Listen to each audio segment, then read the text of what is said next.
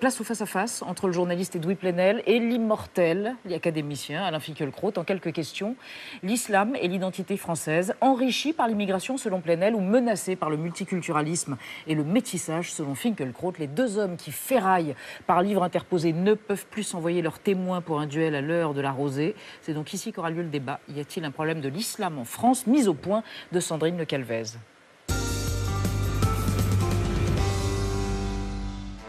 Ce matin-là, Alain Finkielkraut est l'invité de France Inter. 15 jours après les élections européennes et la tuerie de Bruxelles, les thèmes fusent. Montée du Front National, laïcité, djihad et place de l'islam dans la société. Il y a un problème de l'islam en France. Il ne faut pas, si vous voulez, se cacher derrière son petit doigt et nous devons avoir une réponse appropriée et ferme dans le cadre républicain. Cette intervention radiophonique déchaîne la colère d'Edoui Plenel. Ce qui me choque, c'est qu'on accepte dans l'espace public de dire à ceux qui nous écoutent, ici même, qu'il y a en clair un souci de civilisation qui serait l'islam. Indigné face à ce qu'il voit comme la preuve d'une islamophobie décomplexée et banalisée, le journaliste a publié il y a quelques jours un ouvrage intitulé « Pour les musulmans ». Un titre inspiré d'une tribune d'Émile Zola, écrite en 1896 au début de l'affaire Dreyfus. C'était avant le célèbre J'accuse. Depuis quelques années, je suis la campagne qu'on essaye de faire en France contre les Juifs, avec une surprise et un dégoût croissant. Cela m'a l'air d'une monstruosité. Cette monstruosité serait aujourd'hui dirigée vers les musulmans de France. Pour Edoui Plenel, ils ont remplacé les Juifs d'hier comme bouc émissaire et comme menace. Pour l'académicien Alain Finkielkraut, le danger serait bien réel. La frange la plus militante et la plus sectaire de l'islam attaquerait selon lui le principe républicain de laïcité, la crainte du philosophe, la désintégration de la société française. Alors, y a-t-il un problème de l'islam en France ou d'islamophobie? Bonsoir à tous les deux. Alain Finkielkraut, bonsoir. Vous êtes philosophe, académicien. Vous avez publié il y a un an L'identité malheureuse. Ce fut un grand succès de librairie et l'objet de nombreuses polémiques. Et je précise que vous êtes dans le mensuel Causeur de ce mois-ci, vous participez à un entretien croisé avec Ronnie Broman, Israël-Palestine, et vous avez également fait un long papier sur Charles Péguy, Noblesse oblige. Vous concluez ainsi. Bonsoir, Edoui Plenel. Pour les musulmans, aux éditions La Découverte, ce cri d'amour, ça n'est pas un pamphlet, c'est plutôt un cri d'amour. Pour la France. Oui, alors j'allais vous dire, Zola Plenel, même combat, d'une certaine manière. Votre argument principal, c'est les musulmans sont devenus donc les boucs émissaires, endossent ce rôle qui fut celui, bien malgré eux, des Juifs dans la France d'avant-guerre pendant au moins un siècle. C'est un livre de raison sensible, argumenté, ce n'est pas un pamphlet. Il pourrait s'intituler Pour la France, il pourrait s'intituler aussi bien Pour les minorités. Le point de départ est très simple, en effet, quand on commence à essentialiser derrière une religion. Imaginez la violence symbolique immense pour des compatriotes protestants ou juifs d'entendre qu'il y aurait un problème du protestantisme ou du judaïsme en France. Derrière cela, il y a une humanité concrète. Derrière une religion, il y a des gens qui ont un rapport d'origine, un rapport de culture, un rapport de croyance, dans la diversité de leurs appartenances. Donc cela les désigne comme notre problème. Et enfin, ce mot de civilisation dit en clair qu'il y aurait une civilisation, la nôtre, qu'il faudrait défendre contre une autre, qu'il y aurait des civilisations supérieures. Donc en clair, Zola, c'est une résonance, et c'est une résonance sur le mécanisme qui peut conduire à des catastrophes, le mécanisme de la discrimination, le mécanisme de la désignation de bouc émissaire. Oui. Il y a toujours un bouc émissaire principal, toutes les minorités après sont concernées. Vous dites on essentialise, ce on recouvre en l'occurrence Alain Finkielkraut. Alain Finkielkraut, il est pendant 8 pages désigné dans votre livre. C'est le point de départ. Dès le début du livre, vous êtes visé directement. C'est le point de départ, c'est ce qui a déclenché, c'est en entendant cela un lundi de Pentecôte, ce qu'on vient d'entendre, que je me suis décidé à écrire ce livre. Mais le livre, en clair, ne parle pas d'Alain Finkielkraut. Le livre est une réponse à tous ceux qui, comme lui, banalise, intellectuels, médias et hommes politiques. De manière médiatique, de manière politique, de manière académique, ce préjugé. Et c'est comme ça que cela commence. Justement, Alain Finkielkraut, quand vous essentialisez, comme vous en accuse en tout cas Edoui Plenel, les musulmans aujourd'hui, vous vous sentez reprendre une démarche qui était celle qui visait les Juifs il y a des décennies ? Essentialiser personne. Je réfléchis à une situation, Edoui Plenel aussi, et il veut tirer les leçons d'un passé douloureux, par le biais d'une analogie. Le problème, vous la récusez, c'est que, Edoui Plenel, vous oubliez que le présent, ontologiquement, c'est ce qui ne s'est jamais présenté jusque-là, comme le disait Paul Valéry. Et vous omettez, vous écartez tout ce que notre réalité a d'incomparable, de neuf. Dans les années 30, il y avait peut-être ici ou là en Galicie des communautés juives qui excommuniaient des gens. On n'a pas vu un rabbin juif prononcer une condamnation à mort planétaire pour un écrivain jugé sacrilège, Salman Rushdie. Il n'y avait pas, dans les années 30, de patrouille de la halakha à Wuppertal. Il y a des patrouilles de la charia aujourd'hui à Wuppertal qui séparent les garçons des filles. Il n'y avait pas non plus de noyautage des écoles publiques à Birmingham, parce que le problème n'est pas simplement français.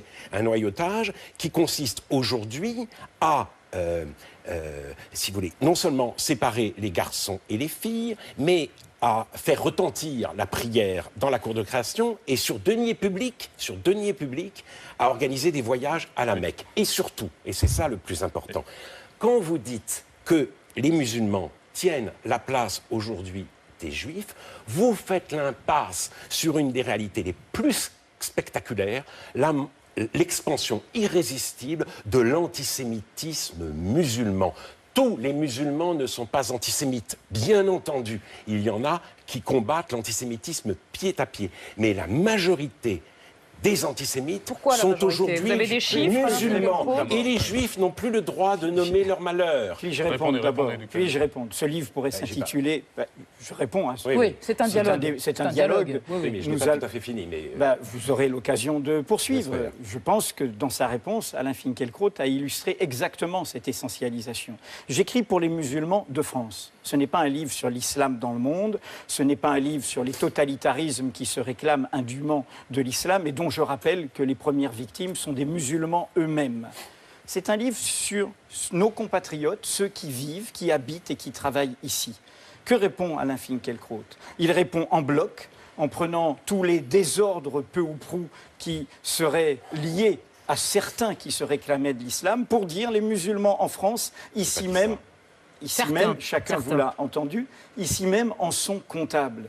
Je dis en clair que nos compatriotes musulmans qui vivent, qui travaillent, qui habitent ici, ne sont pas comptables des idéologies totalitaires qui peuvent se réclamer. Pour aller jusqu'au bout, c'est comme si vous demandiez à nos compatriotes catholiques d'être comptables, et l'Église catholique elle-même et le Vatican tout entier, de l'antijudaïsme chrétien qui a accompagné l'antisémitisme en Europe. C'est comme si vous demandiez, je vais jusqu'au bout, à nos compatriotes juifs d'être comptables de la politique de la droite ou de l'extrême droite israélienne parce qu'elle se réclame du judaïsme. C'est cela essentialiser et c'est cela nous précipiter dans une guerre des civilisations, dans une guerre des mondes, c'est cela nous entraîner dans des conflits qui ne sont pas les nôtres. Alain Finkielkraut. Je parle de l'Europe, mais je parle bien entendu aussi de la France. Le salafisme ne s'arrête pas aux frontières. Gilles Kepel, qui n'est pas un fou de l'essentialisation, c'est un historien. Gilles Kepel, dans son livre « Passion française », reconnaît l'expansion du salafisme. Le salafisme dont j'ai donné des exemples, en effet, à Wuppertal et à Birmingham, mais dont il dit qu'il est très fort, aussi bien à Marseille qu'à Roubaix. En 2012, pour les 10 ans de la parution du livre « Les territoires perdus de la République », il y a eu une sorte de conférence de presse organisée par ceux qui l'ont écrit. Les journalistes de Mediapart n'y étaient pas. Ils ont mieux à faire. Il est vrai que la déclaration d'impôt de Thévenoud ou les diplômes de Cambadélis, c'est autre chose et c'est beaucoup plus important. Eh bien, dans cette conférence de presse, Georges Bensoussan a dit que dans les banlieues françaises, l'antisémitisme n'était plus une passion minoritaire, n'était plus une opinion, c'est un code culturel. Alors qu'on ne nous dise pas que je ne parle pas de la France. Et alors je finis en disant ceci, étant donné l'évolution de la population française, ce pays soi-disant islamophobe aura toujours plus de musulmans et toujours moins de juifs. Parce que dans ce pays islamophobe, ce sont les juifs qui s'en vont et ils continueront à s'en aller, surtout si les nouveaux Dreyfusards ne leur donnent même pas le droit de nommer leur malheur. Vous voyez bien, je n'ai certainement... Vous récusez le fait qu'une forme d'antisémitisme existe J'allais le dire, partie je ne récuse pas du tout et je n'ai sincèrement aucune leçon à recevoir sur le terrain de la lutte contre l'antisémitisme. La lecture de Mediapart peut en témoigner, y compris dès 2008, dans une adresse très précise sur ceux qui suivaient les imbécilités scandaleuses, criminelles de Dieudonné. Donc je n'ai aucune leçon. Je dis juste que c'est contre cela que je m'élève exactement ce qui est fait là. Mettre en guerre la France contre elle-même, mettre en guerre des Français contre eux-mêmes, prendre les musulmans, je n'entends que dire les musulmans et les juifs, et mettre en guerre cela, au lieu de nous prendre tels que nous sommes, dans la diversité de nos chemins et de nos appartenances.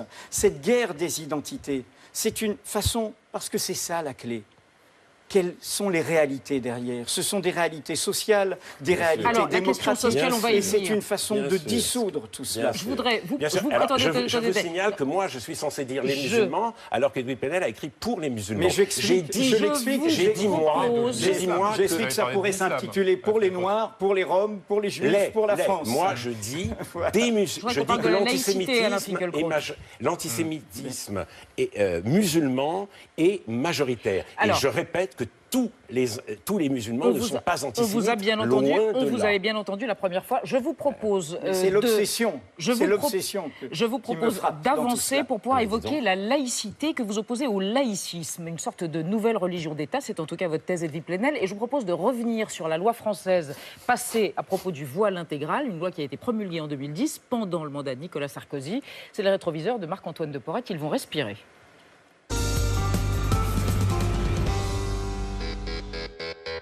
Depuis 2004, une loi existe sur les signes religieux ostensibles. Plus de voile, de kippa ou de croix visibles dans les écoles, collèges et lycées publics. Pourtant, 5 ans plus tard, le voile enflamme à nouveau le débat public. Selon certains, le niqab et le tchadri seraient de plus en plus en vogue dans les villes françaises. Même le recteur de la mosquée de Paris s'en inquiète. C'est un signe de démarcation culturelle, un signe probablement d'hyper-identification, d'hyper-identité, d'hyper-recherche d'identité et donc probablement une tendance communautariste. Une mission d'information s'empare du sujet, la guerre des chiffres commence, elle serait au choix à 400 ou 2000 femmes à porter le voile intégral dans le pays. Le gouvernement dépose un projet de loi pour interdire son port en public. Le voile intégral est contraire à la dignité de la femme. La réponse, c'est l'interdiction du voile intégral. La classe politique est unanime. La loi est définitivement adoptée le 14 septembre 2010 et promulguée le mois suivant. Nous sommes évidemment contre la burqa. Nous voulons qu'elle ne soit plus présente dans notre pays. La dissimulation du visage dans l'espace public est désormais passible d'une amende de 150 € ou d'un stage de citoyenneté. Et pour tout individu qui obligerait une femme à porter le voile intégral, 1 an d'emprisonnement et 30 000 € d'amende. Le double si la victime est mineure. Edoui Plenel, vous êtes opposé à cette loi? Je suis tout à fait contre la burqa, contre toute oppression des libertés des femmes.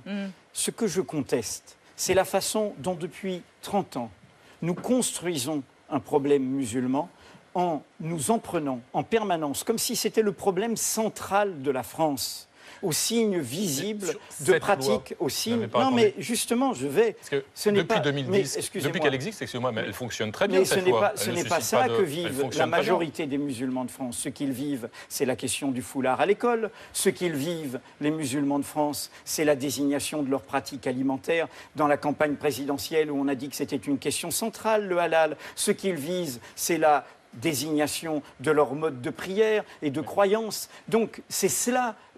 qui est en permanence dans l'espace public. On peut toujours prendre le terrorisme, prendre la burqa. Mais revenons à la laïcité. Je ne pratique aucun amalgame dans mon livre. Je dis juste, est-ce qu'on ne peut pas être favorable à cette loi tout en défendant les musulmans qui sont attaqués sur leur pratique? Je débat déjà avec Alain Finkielkraut, donc permettez-moi de débattre à égalité, s'il vous plaît. Et donc je réponds sur la laïcité. Je rappelle dans le livre de manière très documentée ce qu'est la laïcité originelle. Le laïcisme, qui est à la laïcité ce que l'intégrisme ou de religion, c'est la désignation de la religion comme un problème, comme un danger, comme une menace. Tout au contraire, 1905, c'est la fin du face-à-face avec une seule église majoritaire, avec une norme majoritaire qui serait le catholicisme, et la reconnaissance de cultes minoritaires, les protestants et les juifs. Nos compatriotes juifs ont aujourd'hui le droit d'être français et juifs, à égalité, à part entière, pas l'un sans l'autre, pas l'un contre l'autre, et j'en suis très fier pour avoir accompagné ce combat. Je revendique la même chose pour nos compatriotes musulmans, être musulmans et français à part entière, à égalité, sans devoir être désignés invisible, à la comme vous le dites, c'est ça? Et sans devoir être je ne dis pas invisible, je dis tels qu'ils sont. Oui. Non, je ne dis pas invisible. Tels qu'ils ont le droit de l'être. Alors, d'abord, ce sont les signes visibles qui sont interdits. Donc, la kippa, autant que le foulard islamique aujourd'hui à l'école, mais surtout, ou les grandes croix, et je me souviens des années 50 ou 60, où les surveillantes générales au lycée, quand les filles entraient au lycée, leur lycée de filles, et qu'elles avaient la croix sur le pull, on leur demandait de rentrer la croix sous le pull. Donc le catholicisme a subi de... Bien sûr, le breton que je suis le sait. En très grande, si vous voulez, c'était pas une répression, c'était une règle. Une réduction de sa visibilité. La première question est de savoir, c'est la République doit-elle s'adapter aux lois de l'islam, ou est-ce à l'islam de s'adapter aux lois de la République? Mais surtout... Mais donc ces lois visaient bien spécifiquement l'islam? Non, l'inquiétude venait du foulard, mais précisément parce qu'on ne voulait pas viser spécifiquement l'islam, c'est tous les signes visibles, tous les signes ostentatoires qui ont été interdits. Mais surtout, lorsqu'en 1989, avec Régis Debray, Elisabeth de Fontenay... Il y a 25 ans, donc. Oui, et Catherine Kistler, nous avons publié un texte demandant si vous voulez, soutenant l'interdiction du voile à l'école.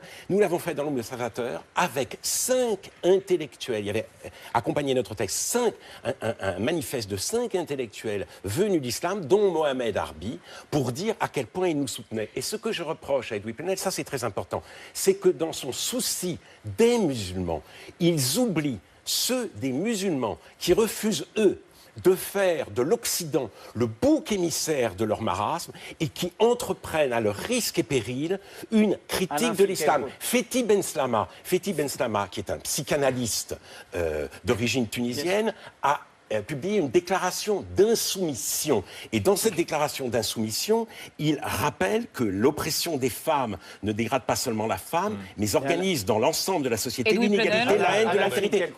Il dit que le voile islamique, c'est une forme, c'est une manière d'organiser. Non, je veux finir ma phrase. C'est une manière d'organiser, si vous voulez, la séparation des sexes. Et donc, il s'agit, en l'occurrence, d'aider l'islam à sortir de ce rapport-là aux femmes. Comme d'habitude, vous ne m'avez pas lu, je cite longuement Édouard Saïd, qui fait partie de ces intellectuels arabes qui ont combattu toutes les idéologies rétrogrades, religieuses, réactionnaires. J'ai volontairement débattu à l'Institut du monde arabe avec Elias Sambar, qui est un chrétien palestinien français, ennemi de toutes ces idéologies religieuses. Et dans tout ce débat, où il y avait 1000 personnes à l'Institut du monde arabe, il a été dit qu'il fallait développer une conscience critique dans le monde musulman. La question n'est pas là. Derrière cette question où vous ramenez toujours à la stigmatisation, à la dénigration de nos compatriotes musulmans, il y a derrière ça une question décisive, qui est qu'est-ce que c'est que la France ? Et qu'est-ce que c'est que la France ? On va y venir, l'identité. Non, mais qu'est-ce que c'est que la France demain ? Qu'est-ce que c'est que la France dans ses classes populaires ? Dans ce livre, je m'en prends à la gauche, dans son idéologie, où elle se prend cette phrase de Marx, « La religion est l'opium du peuple », en oubliant que c'était une phrase de compréhension du fait religieux. Sur le soupir du désespéré. Quand vous êtes dominé, opprimés, exploités. Eh bien, mais parfois, on peut critiquer la religion, néanmoins. Mais est-ce que j'ai interdit dans ce livre de critiquer la religion? Je dis juste que ce livre pourrait, et je vais vous provoquer, pourrait s'appeler Pour les religions. Parce que je pense en effet que ce qui m'importe n'est pas ce que nous croyons séparément et comment nous l'affichons séparément, c'est ce que nous faisons ensemble. Vous parlez de la gauche, vous êtes pour la mixité. Voilà. Et la mixité doit être défendue. C'est la plus belle des traditions françaises. Elle remonte à beaucoup plus loin que la Révolution. Et il n'y a aucune raison même d'en priver les musulmans. Et je le dis, oui, je ne sais pas si vous êtes pour. Mais... Non, je suis pour. Chacun sa tradition. Il y a d'autres traditions. La jeunesse ouvrière chrétienne, la jeunesse étudiante chrétienne. C'est-à-dire ce que nous faisons ensemble tout en ayant nos croyances. Tout en ayant... Hachomer Hatzaïr dans le mouvement juif, le mouvement ouvrier juif, ceux qui n'ont pas renoncé à leurs croyances tout en faisant un agenda commun. C'est cela qui sera le sursaut de notre pays. Je vous demande d'accueillir Nadia Dam, qui va nous rejoindre dans un instant. On était en train de parler, et ce sera le dernier volet de ce débat, de ce dialogue, de l'identité française, être français, être musulman, les deux ensemble, à propos de quelque chose qui nous intéresse au plus haut point, au vu de l'actualité, s'il vous plaît, la manière dont une partie de la communauté musulmane s'est prononcée par rapport à Daesh. À l'État islamique, absolument. Des musulmans ont décidé de prendre publiquement la parole pour se désolidariser de l'organisation terroriste, pour dire que cet islam n'est pas le leur. En France, il y a eu des tribunes. Dans la presse, il y a eu ce rassemblement qui a été organisé devant la mosquée de Paris par le Conseil français du culte musulman. Sur Internet, cela s'est fait par le biais de la campagne Not in My Name, dont j'ai déjà parlé dans cette émission, dans laquelle des jeunes musulmans britanniques affirment que Daesh n'agit pas en leur nom. La plupart de ces initiatives sont spontanées, mais il faut préciser aussi qu'on a demandé à ces musulmans de condamner l'État islamique et de le faire en tant que musulmans. C'est pas n'importe qui, c'est notamment Barack Obama. Voilà ce qu'il déclarait mercredi dernier à la tribune de l'ONU. On l'écoute.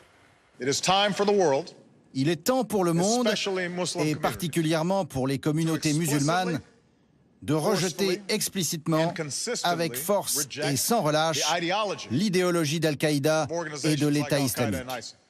Tout le monde doit condamner, mais les musulmans plus que les autres. Le problème, c'est que visiblement, tous les musulmans ne sont pas de cet avis. Ils sont même de plus en plus nombreux à estimer que cette injonction est stigmatisante, qu'elle présuppose que les musulmans sont solidaires des terroristes jusqu'à preuve du contraire. Et là aussi, cette pensée s'est exprimée sur Internet, notamment via une campagne qui s'appelle « On n'a pas demandé », qui a été initiée par le site Rue 89. C'est un hashtag qui recense toutes les fois où l'on n'a pas demandé à un individu de se désolidariser d'un groupe. Parfois, c'est très sérieux, comme ici. On n'a pas demandé aux Basques de se désolidariser des actions terroristes de l'ETA. Parfois, c'est un peu drôle. On n'a pas demandé à Point Soleil de se désolidariser de Christian Estrosi. Et on n'a pas non plus demandé aux Nadine de se désolidariser des Morano, Alain Finkielkraut. Plus sérieusement, que des Français musulmans veuillent s'exprimer, non pas en tant que musulmans, mais en tant que Français. Ça devrait vous rassurer. Est-ce que c'est le cas? Personne n'a rien demandé. Ce sont des musulmans anglais au départ, car l'Europe existe, qui se sont exprimés pour dire Not in my name. Et j'ai trouvé ce mouvement authentique et absolument légitime, d'autant plus que personne ne demandait rien à personne. Et tous les musulmans devaient leur emboîter le pas. Vous avez demandé aux musulmans français. J'ai dit que j'espérais qu'un mouvement comme Not in my name allait. J'aurais aimé que ça se fasse au moment de la Fermera. Or, au moment de la Fermera, l'imam Tarek Oubrou a dit qu'il a été obligé de consacrer, même de Bordeaux, plusieurs semaines de prêche à cette question parce qu'il sentait une empathie pour Mera parmi ses ouailles. Donc, je suis heureux que ce mouvement ait lieu. Je constate, malgré tout, que les manifestations sont tout de même plus faibles, moins fortes en nombre que les grandes manifestations qui, à l'occasion de Gaza, ont permis de dire à quel point les sionistes et la France sioniste étaient, si vous voulez, insupportables. Donc c'est un mouvement que j'approuve et dont j'espère qu'il prendra de l'ampleur, parce que là où je rejoins Edoui Plenel, les musulmans modérés, ceux qui veulent s'intégrer dans un pays qu'ils aiment, dont ils aiment la langue, la littérature, la culture, sont effectivement les premières victimes de cet islamisme qui se répand aujourd'hui en Europe. L'intégration ou l'inclusion, Alain? L'intégration, bien sûr. L'intégration, mais quand même, la France n'est pas une gare, la France n'est pas un aéroport, c'est pas à chacun d'être complètement ce qu'il est. La France est une civilisation, et cette civilisation, il est assez légitime, si vous voulez, qu'elle l'offre. Moi, j'ai pas été assimilé. On m'a pas condamné à abandonner mon identité juive. Moi, le sujet n'est pas vous. Oui, le sujet est musulman. Le sujet, c'est moi qui le choisis. Et si c'est moi, c'est moi. J'ai assimilé. C'est qu'il nous reste quelques minutes. J'ai assimilé. Oui, c'est vrai. Il est très difficile pour vous, d'Edoui Plenel, d'entendre la parole des autres. Concluons, ça a été extrêmement Je comprends que c'est un grand sacrifice. Je vous lis. Concluez, Alain Finkielkraut. Edoui Plenel, je disais simplement que je n'ai pas eu à m'assimiler à une culture en sacrifiant mon identité. J'ai assimilé une culture. Ce n'est pas un carcan, c'est un don. Voilà ce que j'appelle l'intégration. Qu'est-ce que l'intégration, Edoui Plenel, selon vous? Nous avons tous à nous intégrer. Je suis arrivé en France à l'âge de 18 ans, je n'en connaissais pas les codes. Ce qui est derrière le discours d'Alain Finkielkraut, derrière l'identité malheureuse que j'ai lue de près, derrière la vulgate médiatique qu'en tant qu'intellectuel médiatique il diffuse, c'est une injonction à l'effacement, à l'assimilation, à la disparition. À la disparition. Et derrière cette injonction, je le dis, vous savez, nous avons débattu loyalement avec Alain Finkielkraut jusqu'à une rupture le jour où il s'est mis à soutenir Renaud Camus, l'homme qui comptait les Juifs à France Culture et qui aujourd'hui soutient le Front National et pense que la France est en train d'être remplacée par une population qui l'envahirait. Je le dis comme je le pense. Je le dis comme je le pense. Je le dis comme je le pense. Sous l'allure académique, c'est un académicien, un immortel, sous la vision bienséante de ce que énonce Alain Finkielkraut, nous avons là l'aubaine pour le Front National. Un intellectuel, académicien, ancien gauchiste, juif, qui diffuse, qui banalise cette désignation de bouc émissaire. J'ai dit l'aubaine, je n'ai pas dit l'idiotisme, qui est le rêve et qui risque d'accompagner notre cauchemar. Edoui Plenel lit derrière, Edoui Plenel lit sous. Ce qui veut dire qu'il ne lit pas. Il ne lit pas, il lit derrière. Il lit derrière une injonction qui n'y est pas. Donc le sourire de la Stasi, c'était très élégant concernant ma personne. Vous lisez derrière. Vous voyez, je suis légèrement plus élégant que le sourire de la Stasi. D'ailleurs, c'est vous qui l'avez dit. C'est vous qui l'avez dit. Vous lisez derrière, vous lisez sous. Vous faites avec Mediapart un journalisme. Vous ne me lisez pas. Un journalisme de fouille merde. Non, Alain Finkielkraut, Edoui Plenel. Vous vouliez aller sur une autre planète. Tout était courtois. Et malheureusement, je ne peux pas. C'est la preuve que vous n'êtes pas vraiment les pieds sur terre. Malheureusement, je ne peux pas. Juste sur Renaud Camus. Je n'ai rien à dire. Renaud Camus, je n'ai rien à dire. Nous avons débattu pendant 3 heures à Sciences Po, très clairement. Renaud Camus, je ne soumets personne à aucune injonction. Je pense que j'ai eu le droit, moi, à une culture ou à des fragments d'une culture magnifique, et je voudrais que la transmission continue. Voilà, c'est tout ce que j'ai à dire, mais il est très difficile de garder son calme et d'avoir les idées claires quand vous subissez ce genre d'accusation. Ce genre d'accusation. L'académicien qui est une aubaine pour le Front National. Le débat est terminé. Je rappelle pour les musulmans Edoui Plenel, l'identité malheureuse d'Alain Finkielkraut. Un mot quand même. Et c'est le mot de la fin. Edoui Plenel qui aime à se considérer comme le successeur d'Émile Zola, le Zola des musulmans, eh bien, je voulais dire que vous voulez vraiment le mot de la fin. Avec un Dreyfusard comme vous, les Juifs n'ont pas besoin d'antisémites. Eh bien, ma famille, qui est aussi juive que la vôtre, pense le contraire, monsieur. Merci à tous les deux. Ce débat a été enregistré, je le précise, sans montage et sans trucage, évidemment. Et c'est comme ça sur Arte et dans 28 minutes. À suivre sur notre antenne, soirée Théma, présentée par Émilie Aubry, sur le 25e anniversaire de la chute du mur de Berlin. À demain, 20h05. Tchuss. Bis morgen.